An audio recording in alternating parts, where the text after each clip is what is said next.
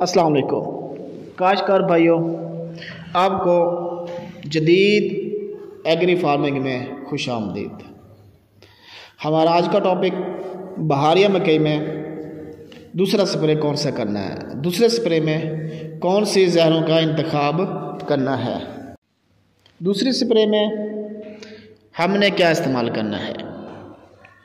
अगर आपने इस चैनल को सब्सक्राइब नहीं किया तो इसको ज़रूर सब्सक्राइब कर ले, ताकि जब भी नई वीडियो आए उसका नोटिफिकेशन आपकी स्क्रीन पर शो हो सके। आइए चलते हैं अपने टॉपिक की तरफ। जैसे कि आप जानते हैं कि बहारिया मकई अमूमन जनवरी और फरवरी में काश्त होती है। इसका दौरानिया हर बीज का अलग अलग होता है। उसी हिसाब से हमने पहला और दूसरा स्प्रे करना होता है।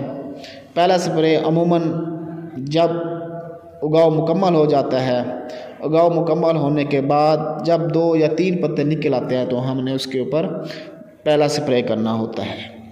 तो उसके बाद मुकम्मल उगाव के बाद स्प्रे जो होता है, स्प्रे मुख्तलिफ़ कंपनियों का उसकी जो दौरानिया होता है वो मुख्तलिफ होता है। जितनी भी जेनेरिक कंपनियाँ होंगी, ये मैं नहीं कहता कि जेनेरिक कंपनी का रिज़ल्ट सही नहीं होता, बल्कि बाज़ औक़ात कुछ जेनेरिक कंपनी ऐसी भी हैं जिनका रिज़ल्ट कई गुना होता है। लेकिन इसका एक मसला ये है कि ये देर पा नहीं होता। ये 4-5 दिन 6 दिन इसका ज़्यादा से ज़्यादा रिज़ल्ट रहता है। इसके बाद ये पौधे को मज़ीद कंट्रोल मुख्तलिफ़ बीमारियों से दिफा नहीं कर सकती। बाकी जितनी भी नेशनल या मल्टी नेशनल कंपनी हैं उसका कंट्रोल तकरीबन 10 से 12 दिन रहता है। हमें हमेशा ऐसी कंपनी का इंतखाब करना चाहिए जिनका रिज़ल्ट देर पा हो। ये नहीं है कि हम किसी अच्छी कंपनी का स्प्रे करें और स्प्रे करने के बाद बस आराम से बैठ जाएं कि हमने अच्छी कंपनी का स्प्रे कर दिया, अब उसमें जो बीमारी है वो हमारे खेत में नहीं आएगी। ऐसी बात नहीं है। आपको रोज़ाना अपने फील्ड में विज़िट करना चाहिए, उसकी पेस्ट काउंटिंग करनी चाहिए, क्या है हमारे फील्ड में कोई और बीमारी तो नहीं आई। अब आते हैं कि हमने दूसरे स्प्रे में कौन सा जहर इस्तेमाल करना है। अमूमन बहारिया मकई में ये देखा गया है कि ज़्यादातर फॉल आर्मी वर्म्स का अटैक होता है और बूरर का अटैक होता है। आजकल बूरर ज़्यादा अटैक कर रहा है, जबकि फॉल आर्मी वर्म उसकी निस्बत कम है। मौसम के हिसाब से आपको चाहिए कि दूसरे स्प्रे में हमेशा एमामेक्टन और क्लोरी का इस्तेमाल करें। एमामेक्टन और क्लोरी का आपने इस्तेमाल करना है। एमामेक्टन आपने फ़ी टैंकी में 50 ml रखना है, जबकि क्लोरी फ़ी टैंकी में 40 ml का इस्तेमाल करना है।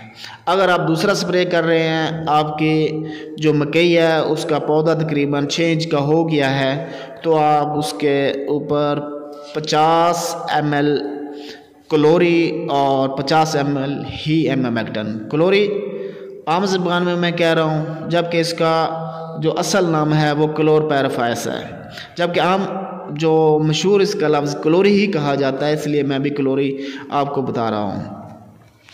अब जबकि दूसरे नंबर पर आप एक और अच्छा रिज़ल्ट मिला है, पिछले साल इसका एक्सपीरियंस किया था, तजर्बा किया था, सिंजेंटा का वर्टाको और मैच में लीफोरान होता है, लीफोरान होता है जिसको आम ज़बान में कहते हैं लीफोरान, जबकि वर्टाको।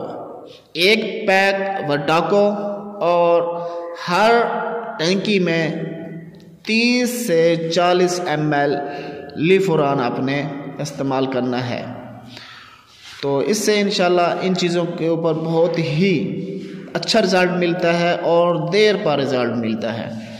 ये 2 चीज़ें आप लाजमी इस्तेमाल करें। बाकी आपको किसी और फील्ड वर्कर FO के बातों में नहीं आना। ये 2 चीज़ें अहम हैं, इनसे हमारी बीमारी काफ़ी हद तक कंट्रोल हो सकती है।